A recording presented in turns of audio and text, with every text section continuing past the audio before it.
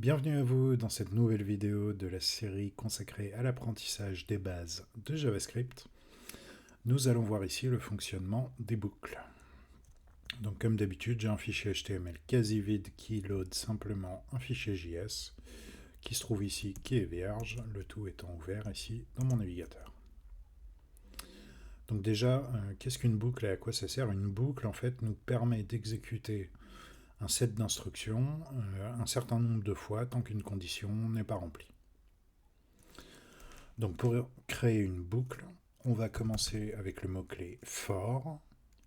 Ensuite, on a un set de parenthèses. Et entre les accolades, les instructions à exécuter. Donc là, par exemple, je vais mettre console.log. Coucou, depuis la boucle.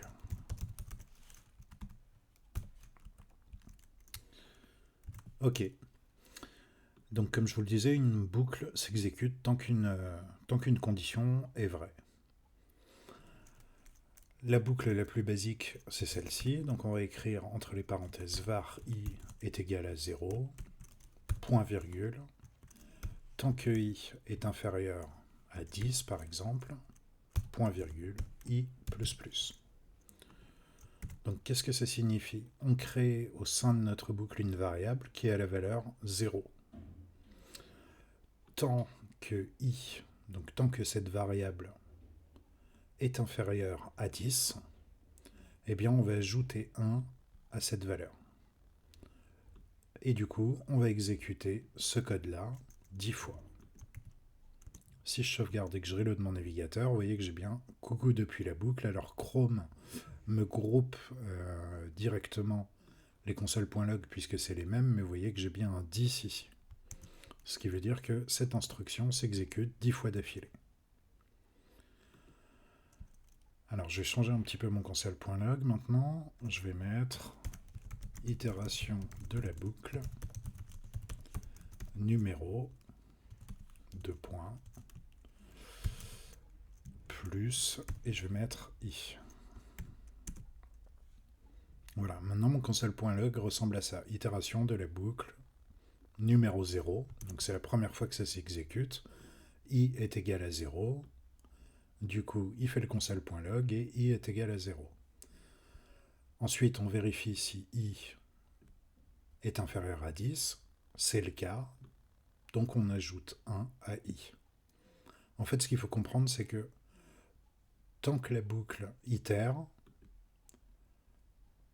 il vérifie si cette condition est vraie. Si c'est vrai, il exécute le code, puis il ajoute 1 à i. Plus plus, ça permet d'ajouter à un nombre 1.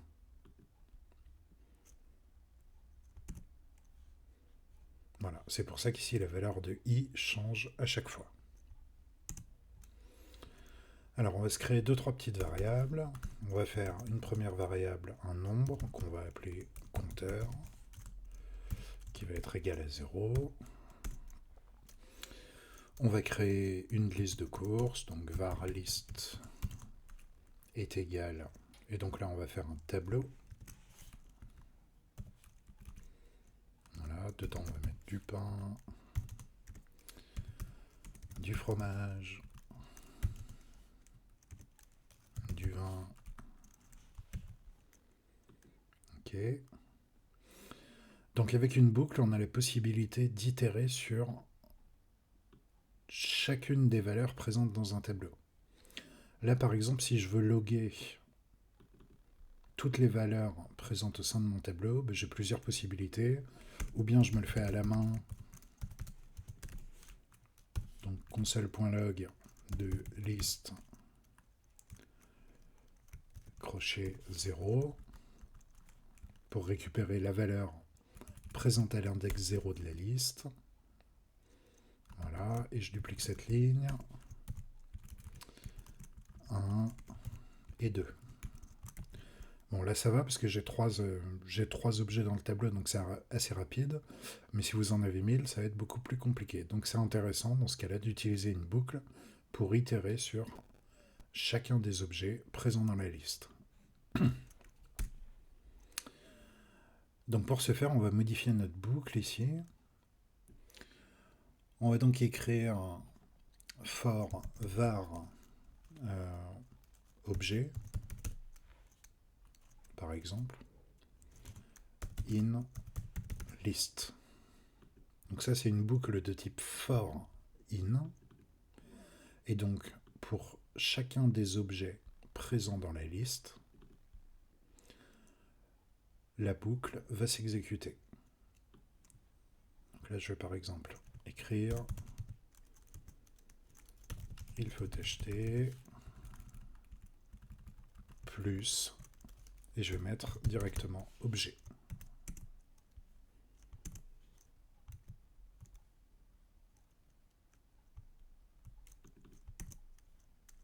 Donc là, vous voyez que ça met 0, 1, 2. Donc ma boucle s'exécute bien 3 fois.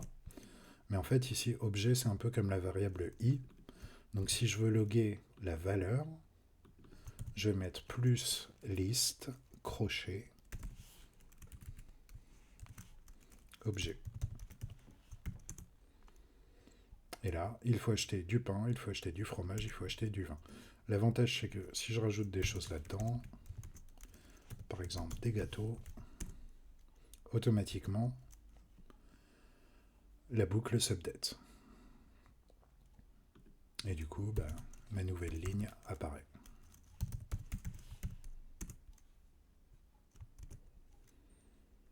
Donc ça, c'est une boucle de type for in. Et tant que chacune des valeurs présentes dans la liste, dans le tableau ici, n'a pas été affichée, il va l'afficher. Donc on peut faire un petit peu l'équivalent de cette boucle for in avec une boucle for simple. On peut dire for var i qui est égal à 0, tant que i est inférieur à la longueur de mon tableau, donc list.length, i++. Et là, je peux faire un console.log de list crochet i. J'ai toujours toutes mes valeurs qui sortent, pas de souci, mais ça m'a obligé à écrire un peu plus de texte. Si vous itérez sur un tableau, le plus simple, c'est de faire une boucle for in. Alors, ça marche aussi avec les objets. Donc, var personne. Cette personne, elle a un prénom.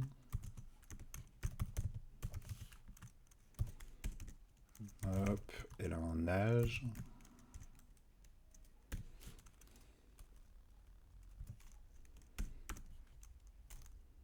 Et puis elle parle des langues.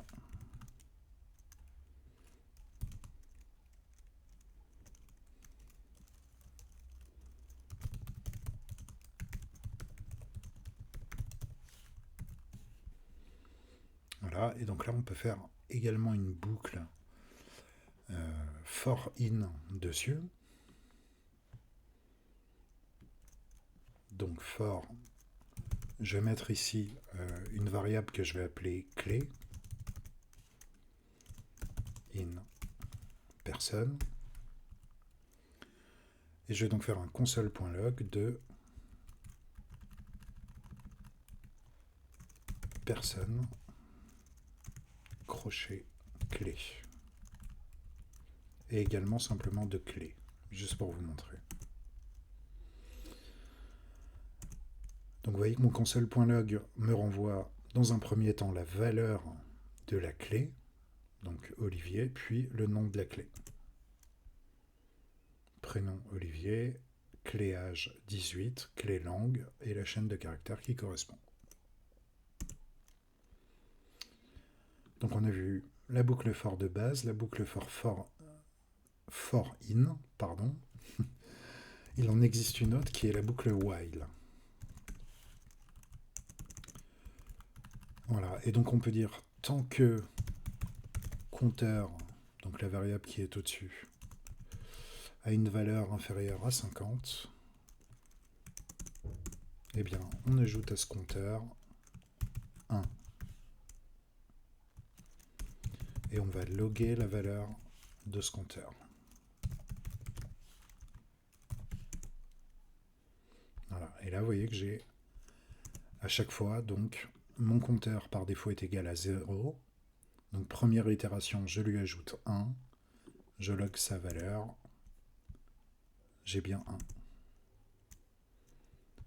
Et la dernière valeur qui est loguée, c'est donc 50, puisque la boucle s'arrête uniquement si compteur est supérieur ou égal à 50.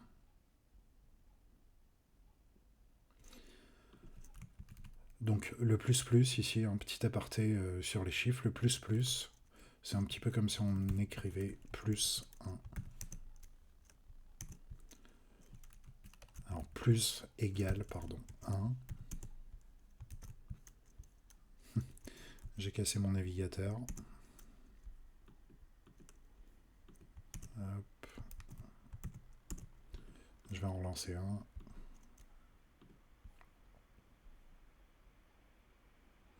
Faire attention avec les boucles while.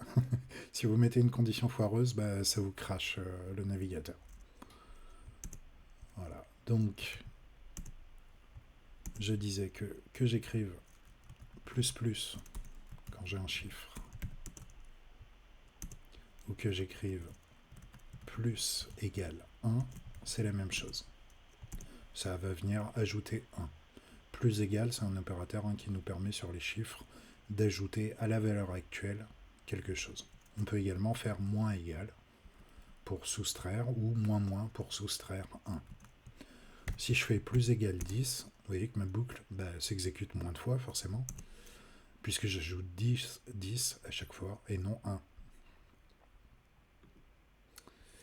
Écoutez, je pense qu'on a fait le tour des boucles de base, donc la boucle for avec laquelle on crée une variable i.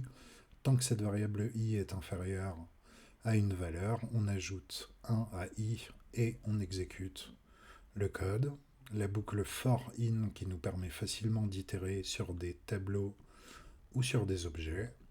Et la boucle while qui, tant que sa condition n'est pas remplie, va s'exécuter. Danger, la boucle while. Ça peut vous faire planter votre programme très rapidement. Faites attention à la condition que vous mettez. A plus dans une autre vidéo.